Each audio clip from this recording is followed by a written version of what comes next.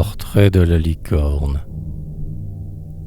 Merveilleux animaux, cerfs aux ramures d'or, vous, dragons écaillés veillant sur un trésor, oiseaux de vin, poissons dont la voix étouffée éclatait pour répondre à la voix d'une fée, êtres évanouis, chers aux bardes anciens, vous viviez dans leurs vers, renaissez dans les miens.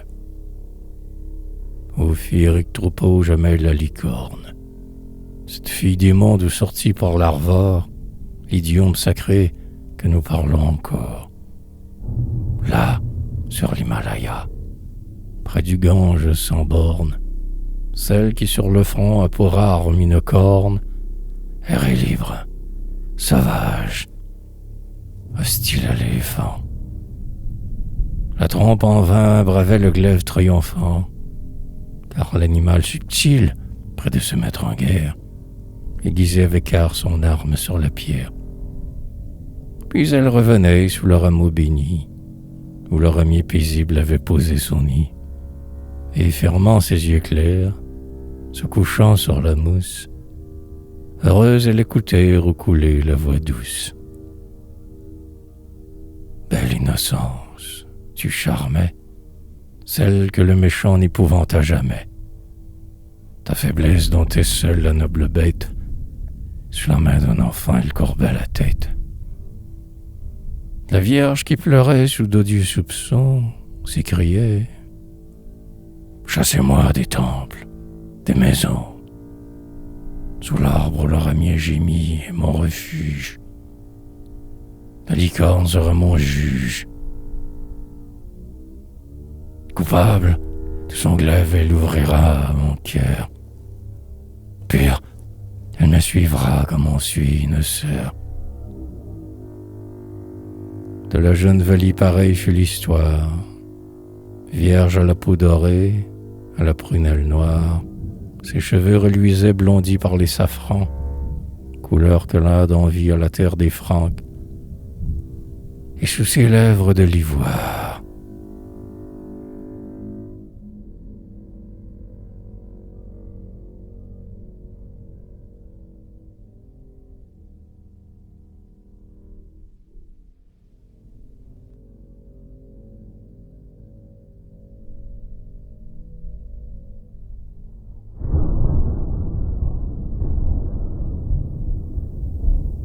Le roi et Valie. Or, dans Madras vivait un roi plein de savoir. Le grand poète hindou le peint avec délice. Un prince hospitalier, ami de la justice, ayant sur tous ses sens un absolu pouvoir.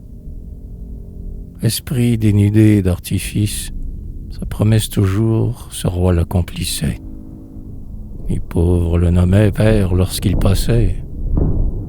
Aimé des ignorants, des lettrés, des prêtres, il soignait l'animal, il relevait la fleur. Ce sage avait mis son bonheur dans le bonheur de tous les êtres. Au brahman Asava, le roi disait un jour: dans la jeune Valie j'ai placé mon amour, et si son cœur est pur, je la veux pour épouse. L'ermite souriant dit: pour l'âme jalouse, un du foie pareil dans le plus pur cristal, il s'exhale un poison des parfums du santal. Un roi juste est tombé dans ses craintes amères, mais la licorne est forte et combat les chimères. Son éclair et serein voit le bien, voit le mal. Où la licorne fait son gîte, voilà comme Valie vers le soir fut conduite.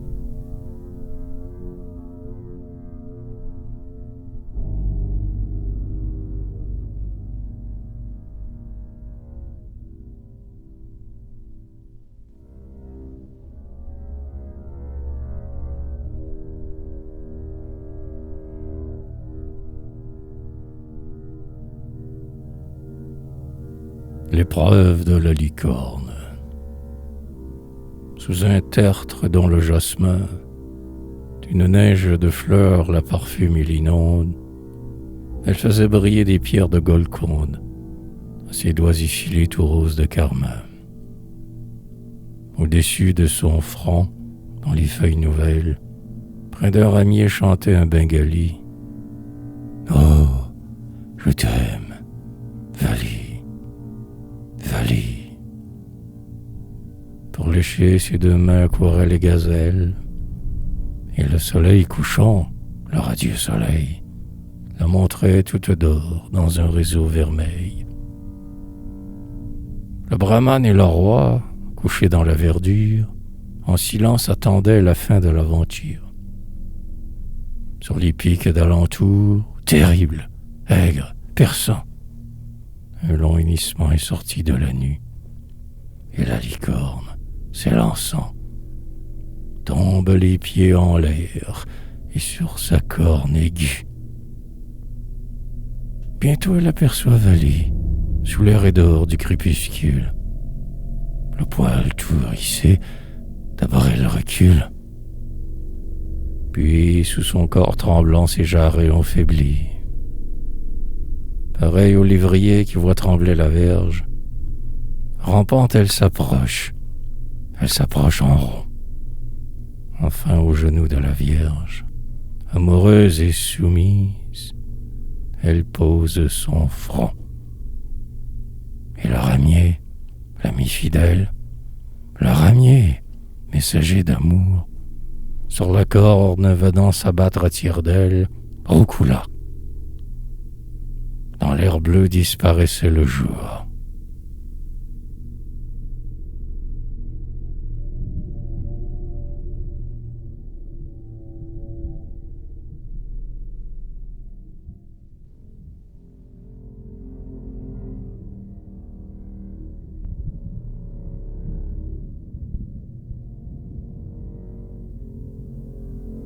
Vali reine, entre le roi très sage et le vieux brahman, comme Vali rentrait pur dans sa cabane, enlacé par une liane. L'animal le suivait, l'animal merveilleux, dont le cœur bien-aimant voit plus clair que nos yeux.